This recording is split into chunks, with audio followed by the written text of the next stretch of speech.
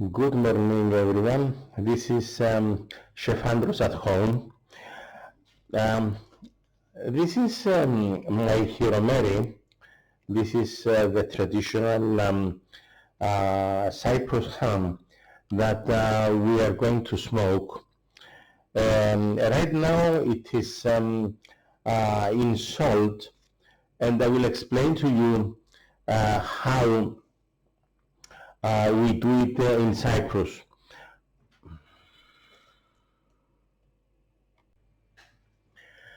So yesterday I made a long video how we debone and trim and prepare the Hοιρομέρι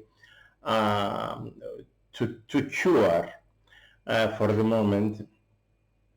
And that video needs to be edited, so you will see it in the next days because it was exceptionally long, and I needed to have it edited. So today, this is Wednesday, it's the 22nd of September, and it's very early in the morning.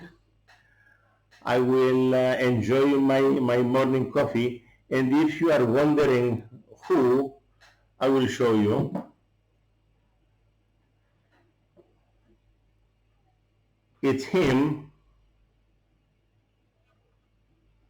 Okay? It wasn't me. So today I will tell you the story why the Cyprus ham is a traditional dish, and it's something that it has been happening for many centuries in Cyprus. So in the old days, all rural areas, in the houses of the rural areas, the families used to raise a pig together with a barn with chicken, together with some rabbits, together with a small number of sheep and goats in the backyard. So they used to raise a pig and slaughter it just before Christmas. Now, the weather conditions have changed dramatically the last 50 years. And 60 or 70 years ago, people did not have refrigerators in our homes. Actually, to be honest with you, myself, we had our first refrigerator when I was 5 years old. Before that, we had a big cooler that it was operating with a block of ice. So this cooler, we used to put the ice in, and it had a spiral tube with a tap for cold water. In the compartment below this cupboard, we kept our vegetables, and if we had meat, we had to put it on the upper level where the ice was, and the meat it was resting onto the ice. So the people had to find ways to preserve their meat, other than the chicken and the rabbit that they could slaughter and eat it the same day. So from the whole pig, when it was slaughtered, they used the two hams to make the Hοιρομέρι. They used the bacons and the belly, and the rib section, it was boneless. They used to make the bacons, okay? With the two loins, they used to make the longinos, and I'm making a fast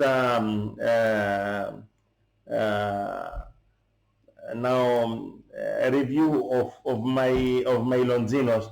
I smoked them cloth in a few days ago. I smoked them for a few hours, and they are doing great. Okay, so they got the bacons and they got the two hams, and they got the loins like this to cure, smoke, and preserve. Okay? Now, the pigs in those days, in the homestead, in the rural home, they used to be fed with basically with bran, and the whey that they used to have from making the halloumi from the goats and the sheep's milk. They used to collect in the end of the procedure of the cheese. They used to get the whey, mix it with bran, and the pigs, it was full of protein, and the pigs loved it, and they got fat. So on the pig, it's not an exaggeration to say that there was that much of fat around. So except the hams, the loins, and the bacons, now they had the neck and they had the shoulders. That these pieces of meat, they used to cut them in big chunks, okay? They used to marinate them for 24 hours probably in red wine and coriander seeds and some salt. The next day, from the fat that they melt and they put in huge jars or pot that it was, I mean earthen pots that they were glazed with ceramic and they were impervious. So they kept the fat in there. So all of the other meats that they collected from the pig, they used to marinate them, dry them the next day, fry them in the fat of the pig, okay? Put it in other big earthen pots that they had a ceramic glazing, and then pour some of the fat, some fat of the pig, so that it would seal and it would make a very big conserva. Okay, so the meat there could stay for many months, and every time they needed to eat meat, they used to scoop out a few pieces of meat together with that fat, fry it, and continue cooking for different recipes. So the day of the slaughter, all the trimmings of the pig, that it was not chunks of meat, they used to make mincemeat. They used the intestines to make sausages. They used the large intestine, that it was cleaned, okay, and they used to make a food called, in Greek we call it bombari, which was stuffed with vegetables and rice and some of the mincemeat, and they used to put it into a big tray, a big baking tray, array with potatoes, and make a nice food for the next day. Now, the head and the trotters, they used to make zalatina. You will find in my videos, I have a video about the traditional zalatina.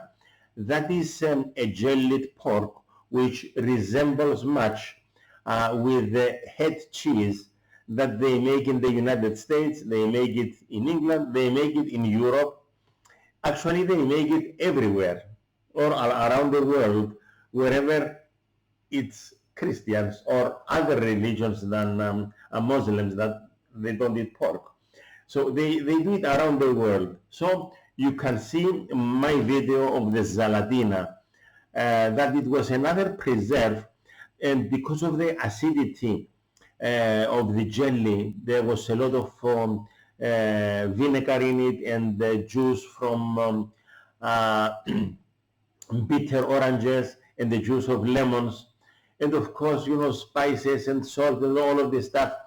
And because this work was done in December, it was done in winter, they didn't need a refrigerator because the jelly of the pork, it was set. And all of the fat, it came onto the top, so it wouldn't be oxidized because of the layer of the fat. So the only thing that it was left to eat fresh when they were slaughtering a pig, it was the liver. Just the liver and the inlets, the heart, and other organs that they couldn't preserve. So it was the first things to eat. And of course, so sometimes they made giveaways to the people that helped in this process of slaughtering the pig. It was not one or two persons' job. It was a teamwork, and usually one or two families.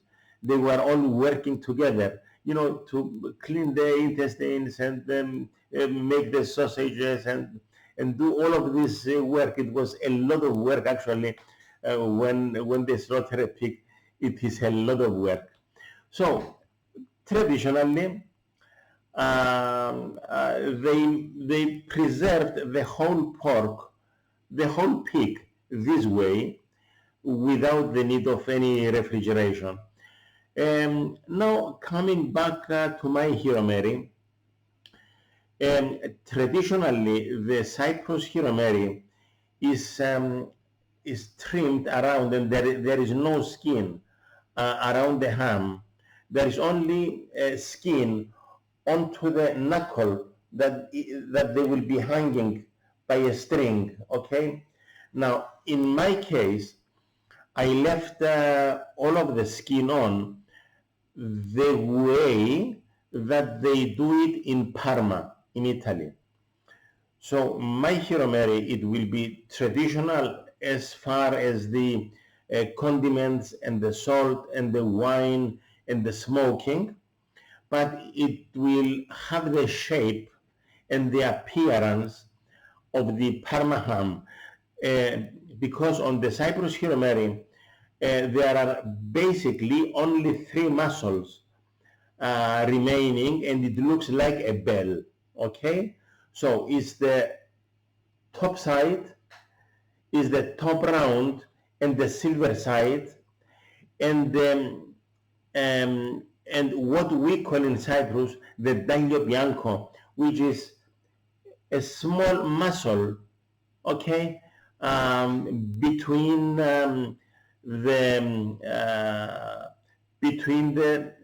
silver side and on the back of the ham. So basically the traditional Cyprus Hiromeri is 3 muscles. I kept 4. I kept also the ram steak, and this is why I said that it will resemble to the Parma ham. Okay. Now my Hiromeri is going to be 80% traditional Cypriot.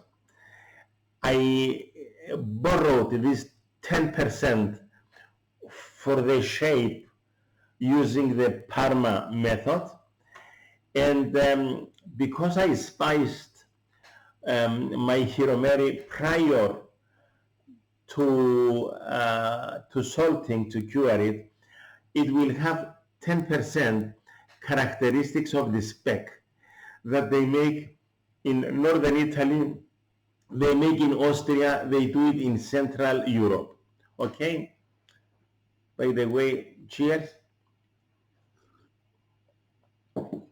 So my Hiromeri now is resting.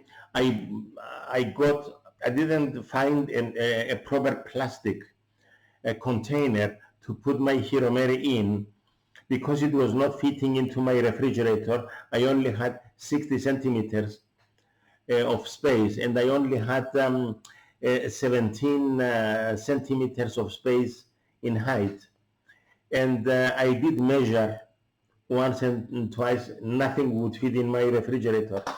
So I was given a fruit basket from my grocer, it was new. They use it for the grapes, and they don't recycle them. They just actually either they will go for recycling, okay, or they will discard them. So I got one of these baskets. I lined it with nylon, and now it became a basin. It cannot leak with the liquids of the Hiromeri. So the weight of my Hοιρομέρι is exactly 10 kilos.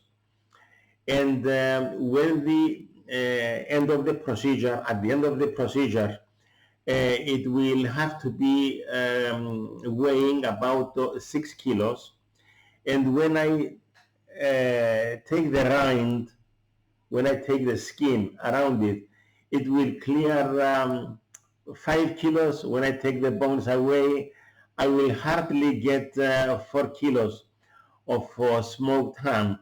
But it will be an interesting experience for me. Actually, to be honest with you, it's the first time in my life I do it. And I had to make a very big research on the Cyprus Hiromeri, because nowadays they do them very, very fast. And it's not what I expect, because when I was running my restaurant in the 80s and 90s, they were still producing Hοιρομέρι in small units up on the mountains, because the climate is favoring to be done on the mountains. The temperatures are much lower, and they used to make them mostly in winter, that they didn't need any refrigeration. So I was buying my Hοιρομέρι only from small units, that they used to make a limited number of hams and smoked items, and it was really delicious. Now, my Hοιρομέρι, I counted the height, and it is 17 centimeters in thickness. And after 2 weeks, I will be pressing it and massaging it for the next 2 weeks. And then for the next week, that I will still have to take care of it every 2 or 3 days, I will be pressing it using a big tile. Okay, I will use a marble. I have a marble outside, and I will put some more weight on top, because the final product will have to be 50% thinner. So these 17 centimeters, they have to be decreased to 8.5 centimeters. So one of the differences of the Cyprus Hiromeri and the Parma ham and the jamon iberico is that they don't press them, but in Cyprus they used to press them between two beams, two wooden pieces of wood, and they used to put, stones on top. Later they discovered the, presses and hydraulic presses and modern equipment. But since I am only doing one piece, I will do it the traditional way, putting a marble and some more weight on top, so that I will press it. So by the time I will put it in my smoker, it will have to be these 17 centimeters. They have to decrease at least to 12 centimeters. And the first month that I will be making the process of smoking, I will be doing the smoking during daytime and press it during nighttime, and this will happen about 30 times. So it will be day by day after second day, okay, this rotation of smoking and pressing. And after the smoker, the Hiromeri will have to be hanged to dry, and the longest of the period of the making of Hiromeri is the hanging in the air, so it will not be refrigerated. So of course by the end of April, that the temperatures they rise very, very high in Cyprus, I will be having it hanging by April. The temperatures they will start rising up, so I will take my Hiromeri, I will wrap it in paper, okay, and I will keep it for some more period in my refrigerator, so that it will not go bad, and it needs to be left alone and in peace to rest and shrink a little bit more. So actually after April we will be able to eat it, but I will preserve it for longer, so that all of the taste of the salt and the wine and the coriander, they will go into the meat, and it will make a very nice snack. Okay, so this is all for today. I gave you an update of my Longinos. You see, they stand straight, they are stiff. They have lost about 20% of their weight since I started drying them, and they have to lose some more of the humidity because I need them to be nice and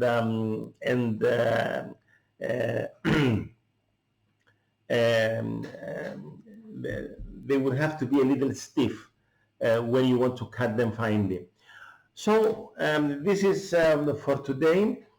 In the next days I will post the edited video. It is a very big video, and it has many more things. It's not just a Hiromeri.